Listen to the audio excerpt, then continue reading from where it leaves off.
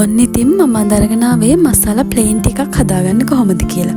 මම ඊට කලින් වීඩියෝ එකේ දාලා තියෙන මසාලා ටී එකක් හදාගන්නේ කොහොමද කියලා. ඔයාලා ඒක බලලා නැත්නම් මම පහළ ඩිස්ක්‍රිප්ෂන් එකේ ලින්ක් එක දාලා තියෙනවා. ඒකත් බලන්න. හරි අපේ මසාලා ප්ලේන් ටික හදාගන්න මම මුලින්ම මේ වගේ භාජනයක් ලිපේ තියලා මම ඒකට දෙන්නෙක්ට හරියන්න වතුර දාගන්නවා. මම මේක හදන්නේ දෙන්නෙක්ට. හරි දැන් මේ වතුර ටික රත් වුණාට පස්සේ මම මේකට කපාගත් ඉඟුරු කෑලි 3-4කුයි කුරුඳු පුතු කෑලි 2කුයි ගම්මිරිස් ඇට 5-6ක් විතර දාගන්නවා.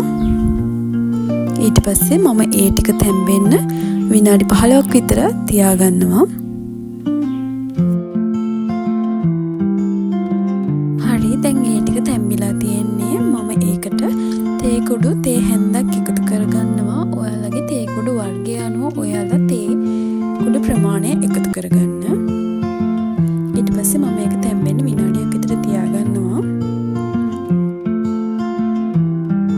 ඊට පස්සේ මම ඒකට සීනි තේ හැඳි 3ක් එකතු කරගන්නවා. ඒකත් ඔයාලගේ රස අනුව එකතු කරගන්න. මම මෙතන හදන්නේ දෙන්නෙක් නිසා මම සීනි තේ හැඳි 3ක් එකතු කරගත්තා. ඒ ටිකත් එකතු කරලා මම මේ වගේ කවලම් කරලා ඊට පස්සේ ලිප ඔෆ් කරගෙන මේක ලිපෙන් අයින් කරගන්නවා. ඊළඟට මම මේක වෙනම භාජනයකට පෙරා ගත්තා. ඉතින් මේ තියෙන්නේ මම හදපු මසාලා ප්ලේන් ටී එක. ඉතින් ඔයාලත් මේක ගෙදර ඉඳන් හදලා බලන්න. හරිම රසයි, හරිම ගුණයි. ඉතින් ගෙදරට කවුරු හරි ආවමත් මේක හදලා දෙන්න ඔයාලට පුළුවන්.